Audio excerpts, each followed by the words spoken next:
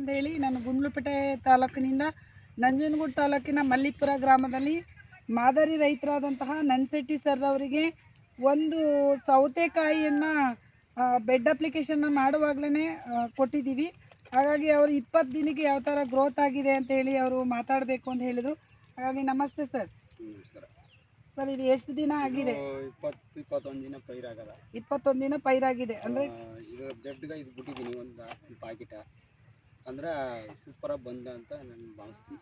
ಈಗ bed application ಎಲ್ಲ ಹಾಕಿರೋದ್ರಿಂದ ನಿಮ್ಗೆ ಅನ್ನಿಸ್ತಾ ಇದೆ 20 ದಿನಕ್ಕೆ ಇಷ್ಟು ಚೆನ್ನಾಗಿ ಅಂದರೆ ಗ್ರೋತ್ ಆಗಿದೆ ಅಂತ ನಿಮ್ಗೆ ಅನಿಸಿದೆ. ಅಂದರೆ ತುಂಬ ಚೆನ್ನಾಗಿ ಪ್ರಾಡಕ್ಟು ನಮಗೆ ಕರೆಕ್ಟಾಗಿ ಯೂಸ್ ಆಗ್ತಿದೆ. ಏನಾಗಿದೆ ತುಂಬ ಚೆನ್ನಾಗಿ ಗ್ರೋತ್ ಆಗಿದೆ ಅಂತ ಹೇಳ್ತಾ ಇದ್ದೀರಾ. ಅಂದರೆ ನೆಕ್ಸ್ಟ್ ಬೆಳೆಗೂ ನೀವು ಹಾಕಿದ್ದೀರಾ. ನಾನು ರೈತರುಗಳಿಗೆ ಯಾರನ್ನೂ ಎಲ್ಲ ಇಷ್ಟಪಟ್ಟು ತಗೊಂಡು ಇದನ್ನ ಭಾವಿಸಿ ನಮ್ಮ ಔಷಧಿಗಳು ಚೆನ್ನಾಗಿ ಅದು ಯೂಸ್ ಮಾಡೋದ್ರಿಂದ ಬೆಳೆ ಚೆನ್ನಾಗಿ ಬರುತ್ತೆ. Okay sir, thank you.